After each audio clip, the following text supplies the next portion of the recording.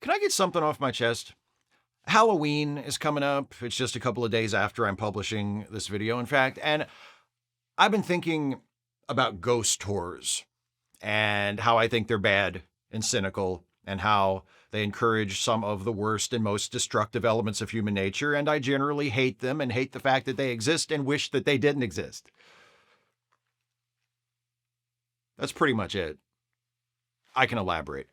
Where I live, in Western Maryland, the local culture is to no small degree centered around the American Civil War, or as we Americans call it, the Civil War. Washington, D.C. is only about 70 miles to the south of us. The site of the Battle of Gettysburg is only about 40 miles to the north, and the Battle of Antietam took place right in this very county where I am standing. In fact, for about 15 years, I lived in Sharpsburg, the town where the Battle of Antietam was fought, the bloodiest single day in American history, as we were told repeatedly when I was growing up, as if it was something we should all be proud of. Antietam National Battlefield was a short walk away. It's but a short drive away from where I live now. Part of what living in Civil War country means is that I'm surrounded by history, and many people who live here have an awareness of that history and an interest in it, and that's great. I also love history. I'm extremely grateful to have been born here and grown up here and to have lived my life surrounded by all this history. Sure, some of my neighbors like to try and use that history to justify what racist fucks they are, but hey, I could do a whole other video about that and probably have. That's not what I'm talking about this time. The other part of living in a place so soaked through with Civil War history is that it's a draw for those fascinated by the supernatural, the paranormal, and the unexplained, or as I like to call them, gullible people. I don't know if they still do it because I haven't lived there for several years, but around Halloween, they always used to have a ghost tour in Sharpsburg. People would pay however much it was, $10, to be led around town by a guide who would stop the group at certain crucial locations and share the chilling tale of the apparition that was thought to dwell in this house, or the ghost of the soldier who died in this spot whose restless spirit has been seen still to wander, or whatever the story is of that particular spot. Sometimes I'd be taking a walk through town at the same time as a ghost tour was taking place, and I'd be on the other side of the street, watching them as I passed by, trying not to make my judgmental glare too obvious. I felt pity for the people who paid to take these tours, but I also despised them in a way. Like, if you're really that eager to get rid of $10, give it to a homeless person. Donate it to your local PBS or NPR station. Bury it in a fucking hole somewhere. Why use it to pay somebody to feed you a line of spooky bullshit? But that's the thing. It's that desire on the part of some to be fed spooky bullshit that is the problem. If everybody was on the same page about what a ghost tour is, I'd have no objection to it whatsoever. I still wouldn't pay a fee to go on one myself because most alleged real-life haunting stories are actually boring as hell. Oh, a child was murdered in 1889, but he's still here, sort of. Fascinating.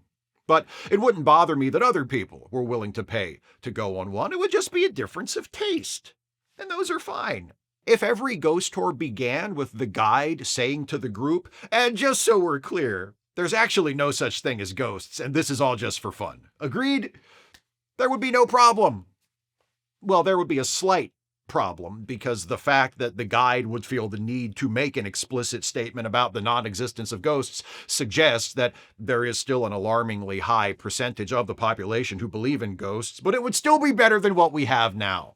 And if anyone on the tour objects to the guide's disclaimer and says that they actually do believe in ghosts, the guide can just refund their money and kick them off the tour because it's unethical to knowingly take the money of someone so painfully credulous that they should be under a conservatorship.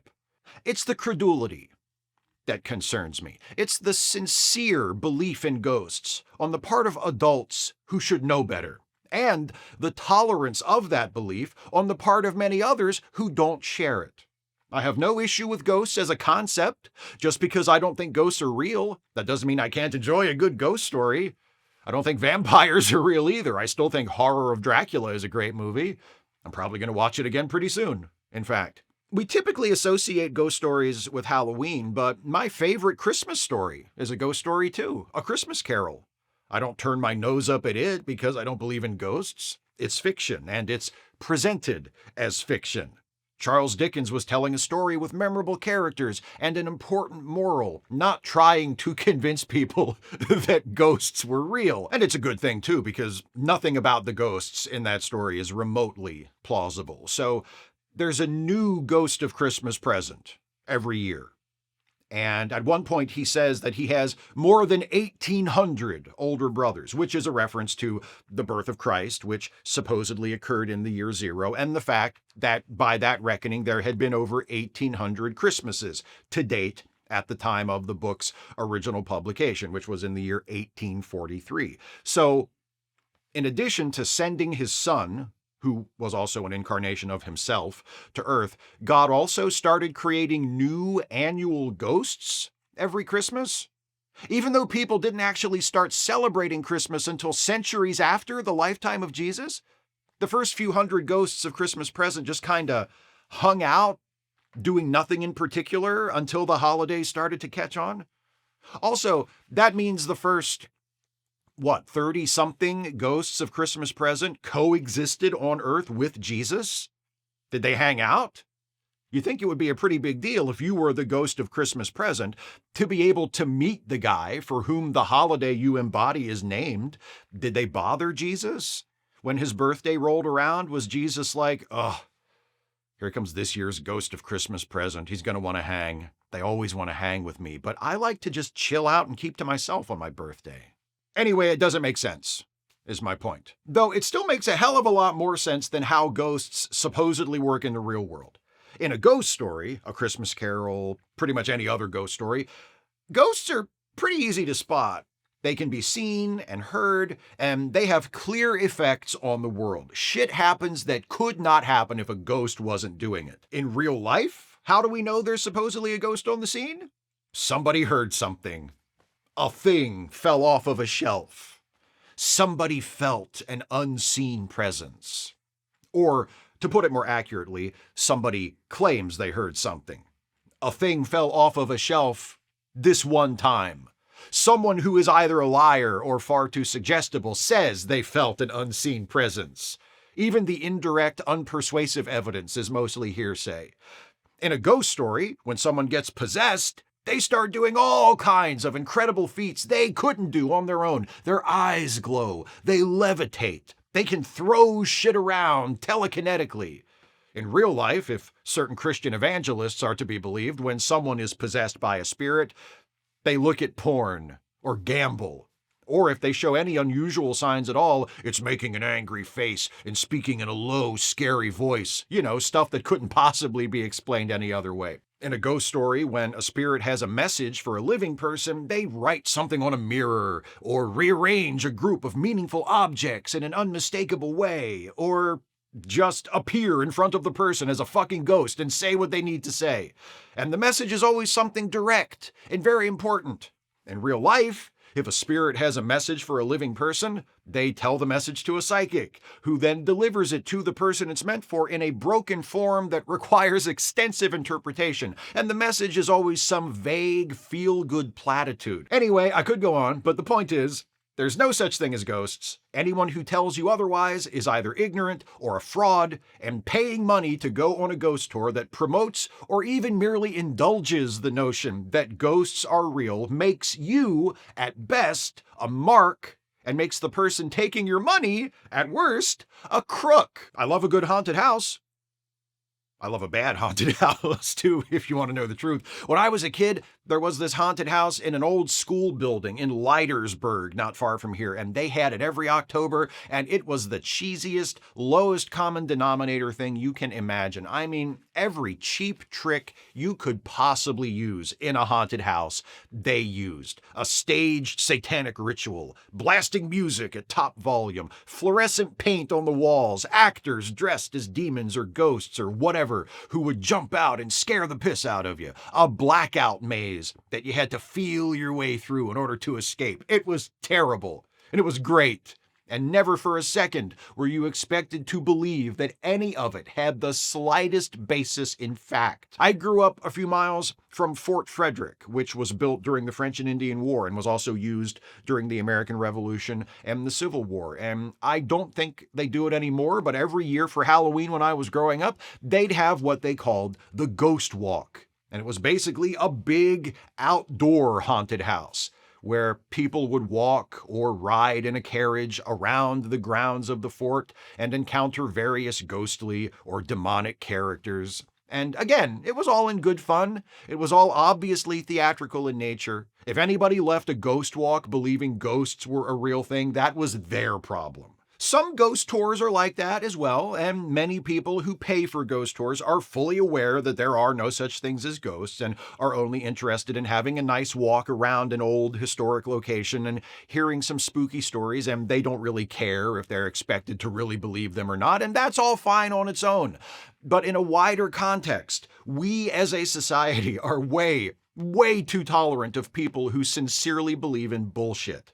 It might seem harmless on a case-by-case basis, but when you add it all up, you get a civilization filled with credulous people who are prone to wishful thinking and laughably easy to fool. And hey, look where that's gotten us. Sure, some people have had experiences that are difficult to explain, but the lack of a logical or scientific explanation for something is not evidence for the supernatural. It's evidence of a gap in our knowledge and understanding. We'll never know and understand everything, but those gaps are getting fewer and smaller all the time. You want me to believe in ghosts? Fine. Show me evidence. Show me actual, examinable, testable evidence for the existence of a real ghost. Not hearsay, not I saw a weird thing this one time, not my cousin swears she saw a scary face in a reflection.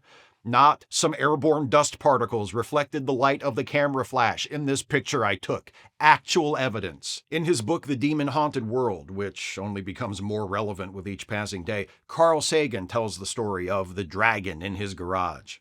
He brings a friend in to meet the dragon. The friend says they don't see any dragon in the garage. Carl says, "Oh, well, no, you wouldn't see the dragon. The dragon is invisible." The friend suggests dusting the floor with a layer of flour so they could see the dragon's footprints. Carl says, "Oh, well, you wouldn't see footprints because the dragon never actually touches the ground. She floats." The friend suggests setting up an infrared camera to detect the heat from the dragon's fiery breath. Carl says, "Oh, well, of course she breathes fire, but her fire doesn't give off heat, so you wouldn't see anything on an infrared camera either." What is really the difference, Carl Sagan asks, between a dragon that can't be seen or detected through any means and no dragon at all? I ask the same question about ghosts. If you say there's a ghost, but you can't show it to me or demonstrate its existence to me in any way, why should I believe it's really there? And why should I humor your belief in it? Two final points that I've heard used to defend things like ghost tours against, I guess, joyless materialists such as myself. First, they say, if people paying to go on these tours believe in ghosts and they have a good time on the tour and consider it money well spent, what's the harm? The harm is there's no such thing as ghosts. So any ghost tour conducted on any basis other than being explicitly for entertainment purposes only is a fraud. If I charge you $10 to meet the invisible elephant in my basement, and you come out of the basement believing you were actually in the presence of the invisible elephant, that doesn't make it $10 well spent, because whether you believe it or not, there ain't no goddamn invisible elephant in my basement. I made it up. And the fact that I was able to successfully dupe you doesn't mean I didn't swindle you. Second, they say these ghost tours are just a more creative way of presenting history. I hear that a lot in defense of the ghost tours carried on around here. If it gets people interested in the Civil War, for example, what's so bad about that? And I don't know, man. If you need to believe in literal ghosts in order to be interested in history, maybe history's not your thing.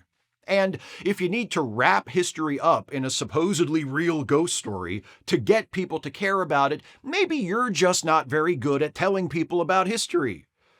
That's the most disappointing aspect of this whole subject for me, personally.